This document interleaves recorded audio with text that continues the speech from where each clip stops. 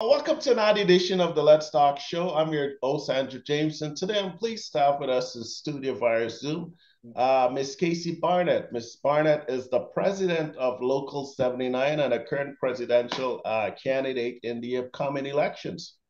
Hi, Andrew, and thank you so much for having me today.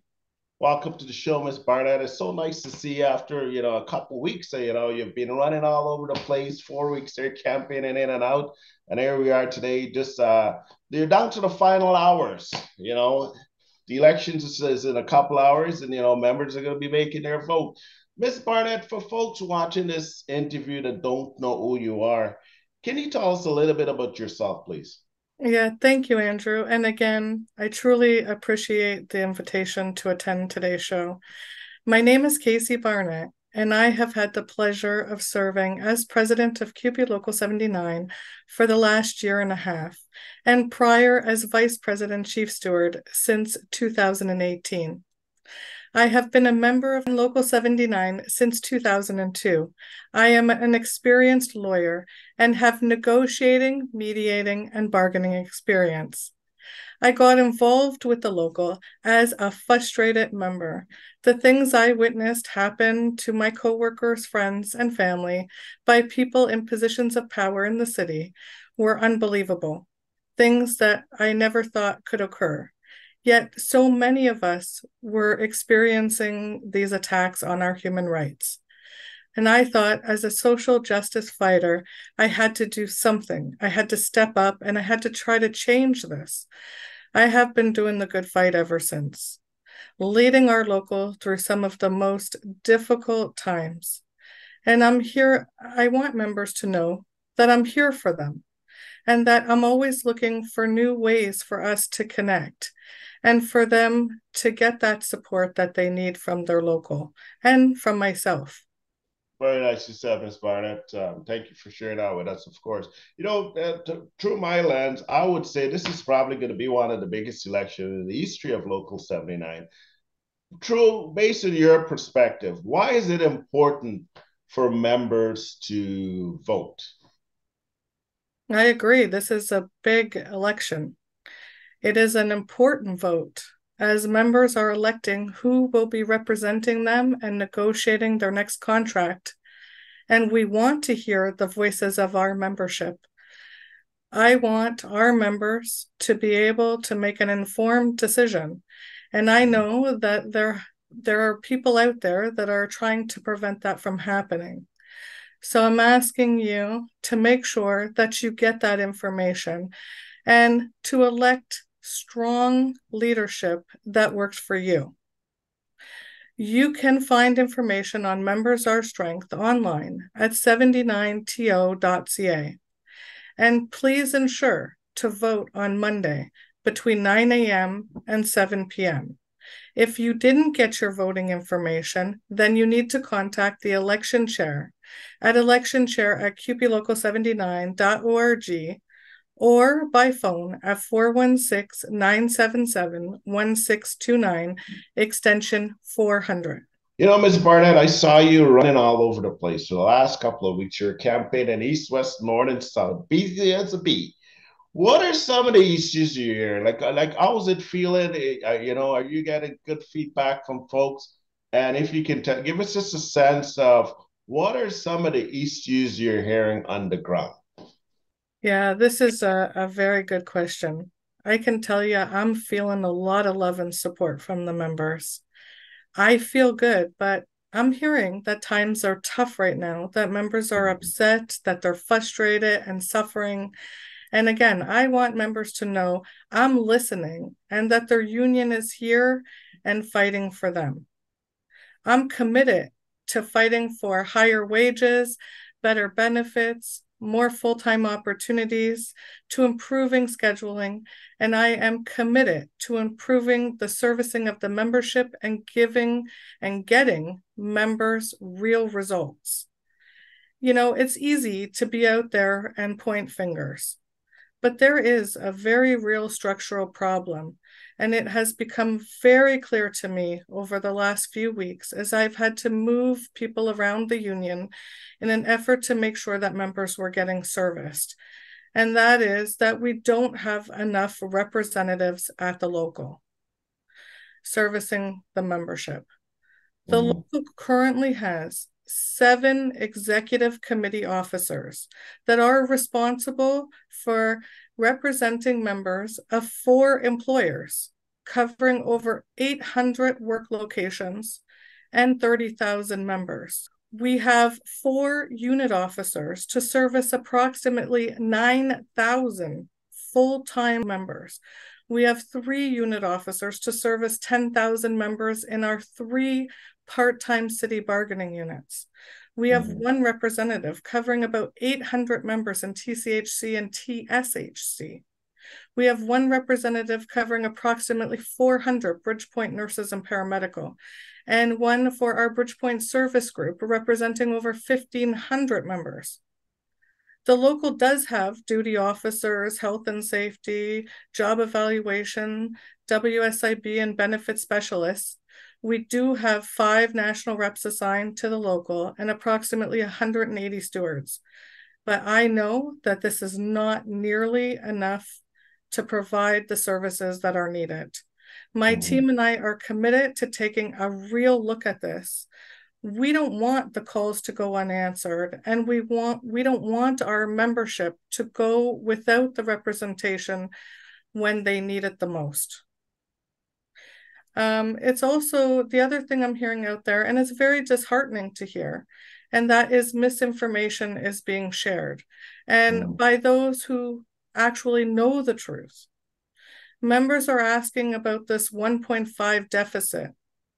The union pays per capita to our national union, and it was determined by our forensic auditor that there were incorrect per capita payments of approximately 1.5 million per year dating back to 2011 and including 2023, creating that over budget situation of 1.5 million.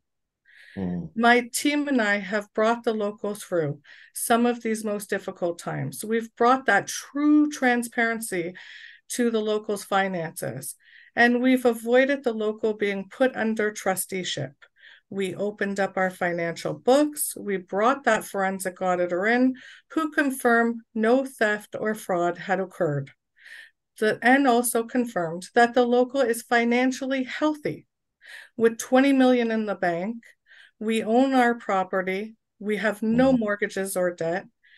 And we now have a financial policy that ensures that financial best practices and policies are being utilized, and that a third-party audit will be done every year moving forward. The local is now in good standing with our national union and can access campaign and servicing supports that we couldn't before, which will help decrease our expenditures. Nicely said. Thank you, Madam President. You talk about your commitment to health and making changes and so on. Tell us about what is one of the biggest achievement you have gained during your tenure in the union?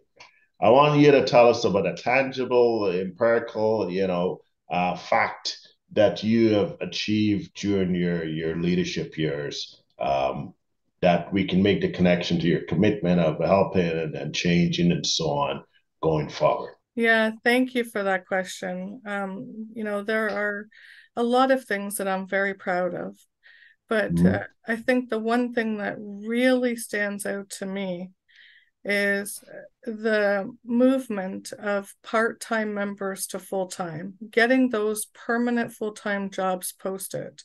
And we've Mhm. been seeing that happen in record-breaking fashion. We've seen Yeah. hundreds of jobs being posted, permanent full-time positions across the board. But the one story that I must tell is that of long-term care. So Mhm. there was a change in the management in long-term care not that long ago, and the union has been fighting for many, many years to get these permanent full-time positions posted. Mhm. Since that new director came on, we have finally have a commitment, and that is to turn the 70% part-time operation to a 70% full-time. So the Wow. director of long-term care, she agreed that, you cannot operate on a part-time workforce. You just Mhm. don't get the same level of commitment, and it's not a good way to treat people, right? People need to be able to go home and take care of their loved ones and themselves. So, Madam President, I mean, at the end of the day, you were the president, but I know you're not responsible for everything. You are the head of the operation. What do you think about Local 79? What do you think could be done differently? You're out campaigning, there's an election in a couple of hours, where you're looking to gain the trust for not, I don't know, for 3 or 4 years. What can you promise us that you'll do differently? As the head and the president and as Madam President of this Local 79? What can we expect differently going forward? Yeah, this is also a very important question. You know, unions are not perfect organizations, right? There is always work to be done. Mhm. It seems like you look under one stone and, there are, you uncover just numerous issues. Yes. But the one thing I would say that we really need to focus on is communicating with the members. Members need to know what is going on in the union. They need to know all the great work that's occurring, all the achievements we're making, and they also need to know if there are any potential attacks on their services or Mhm. benefits. And we need to be ready to act in a minute. I can tell you that part of the frustration is that the local does not have all of our members' contact information. So I'm asking members to please go on the union's membership portal Mhm. and update your information. Make sure the local has your current personal email so that you are able to get those very important communications. Well, what are we going to do different? And that is, Mhm. we're going to not only increase our communication with our members, but we're going to get out there. We're going to be in your workplaces. We're going to get to meet members. We're going to have members become more included in the local. Not only are we going to improve our communications with our membership, but we're going to get out there more. We're going to get to know our members one on one.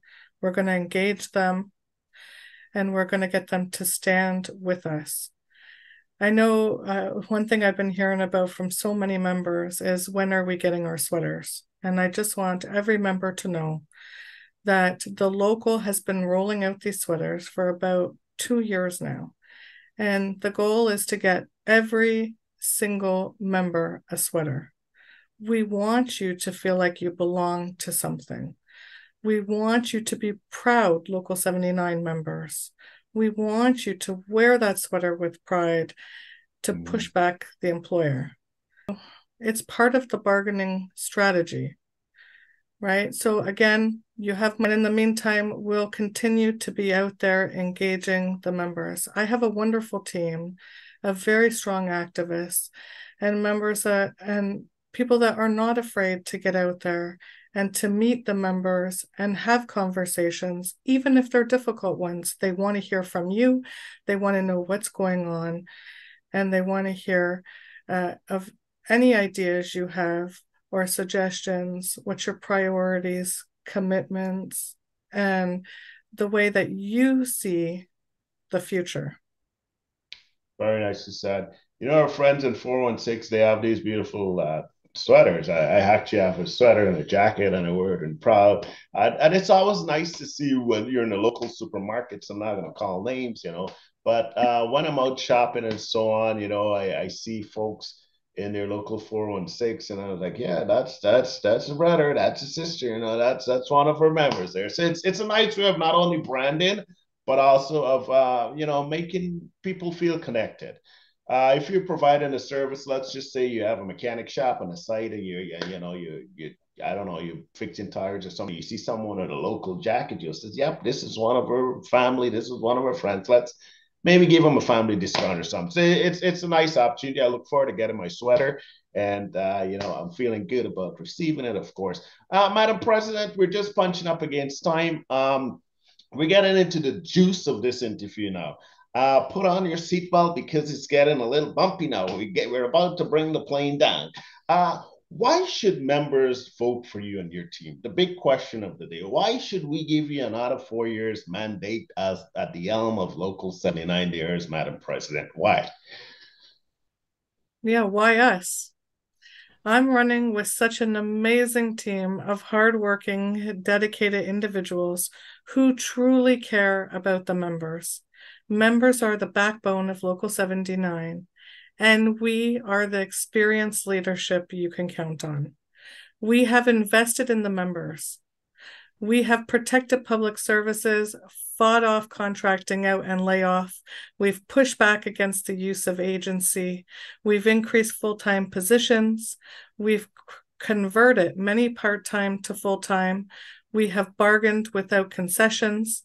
During the pandemic, we negotiated a framework agreement which protected members' jobs, made sure that they were being paid and received benefits from the employers until they were either brought back to work, went into voluntary redeployment opportunities, or onto other government supports like CERB. Mm-hmm. Members were able to get experiences and post into positions that they were never able to before. And this agreement was used all across Canada. During my 6 years in office, we have negotiated 10 collective agreements with no losses, and all bargaining units have made gains, including, and I know it's not nearly enough, Mm-hmm. improved job security and stability, additional float days, ill-dependent days for our Unit B, 2 personal emergency leave days for our part-time recreation unit, and a commitment from all of the employers to take action on scheduling and availability issues. We have Mm-hmm. also achieved groundbreaking equity, diversity, and inclusion language that other unions and locals across Canada are currently trying to achieve. We are fighting for our Bridgepoint members and have been preparing for bargaining for TCHC and TSHC and the city tables for over a year already. We are going to the tables for gains. Our vision includes higher wages, better benefits, job security, full-time opportunities, workload language, safer working conditions, as well as equity and justice. We have been calling on employers to put money in members' pockets now and not wait. We have also been developing those necessary relationships to achieve success at these bargaining tables. I have rebuilt the relationship with the other locals who bargain at the same time so that we cannot be pitted against each other and to prevent a pattern from being set. Once one local accepts something, the expectation is that others also have to take it. And if Mm-hmm. you were to go on strike, then you likely wouldn't get that much needed public support. Mm-hmm. In the same breath, though, we are holding Bridgepoint Hospital accountable and we're demanding that they give members the wages they rightfully deserve and that others are already getting. Right now, the relationship between the local and its allies is the best it's been in years, and we have been working together by fighting constant attacks on our benefits, pensions, and of course, there are other budgetary issues. We Mm-hmm. have fought off the most recent cuts to OMERS, and we have recently pushed back on some threats of privatization and concerns of uploading of our services. We have continued to build those relationships with city councilors and also those who make decisions impacting our membership and our workplaces. Mhm. We have also started engaging members and building solidarity. We are stronger together, building collectively, and moving forward. Andrew, Yeah. so members have been asking me, uh, you know, why I think this vote is very important. And I'm saying to them, they really need to think about this as if, they're on a plane and we're changing the flight crew during the flight. Like, this is where we're at. We've been preparing. Actually, we're currently bargaining for Bridgepoint, right? We're at that bargaining table, pushing on that employer, about to go to interest arbitration. And we've been preparing for that city round and TCHC and TSHC for over a year. We've been rebuilding those relationships that are necessary for all of us to achieve what we need to achieve at that table. To me, it makes no sense to change your flight crew at this time. Mhm. Um, we need we need leadership that you can count on. We need that experienced leadership that you can count on. And that is us. Very nicely said. Why change the flight crew mid-air? Well, it's going to be up to the voters. We're just a couple hours away from voting. November 27th, you can vote online. Check your ballots if you haven't received your envelope and your voting information is yet. As Madam President says, you can contact the election personnel and get credentials. Just in closing, any closing thoughts? Yeah, thank you. I really just want to take a moment and tell the members that I've thoroughly enjoyed getting out to meet so many of you over the last few weeks. And thank you for taking the time to speak with my team and for sharing your concerns, priorities, and your visions for the future. I want you to know that we are listening, that we care, and that we are here fighting for all of you. Again, thank you, Andrew, for having me on today. And just before I sign off, I'll remind members to please make sure to go on, cast your vote online between 9 a.m. and 7 p.m. On Monday. That's tomorrow. If you don't have the information, you can reach out to the election chair at electionchair@cuplocal79.org. Or again, the phone number 416-977-1629, extension 400, to make sure that you're able to cast your vote and have your voice heard. Again, take care and be well, everyone, and let's move forward together. There you have it, Madam President and presidential candidate for the local 79 election. Nice talking to you. Stay well, and we'll be in touch again later. Take care.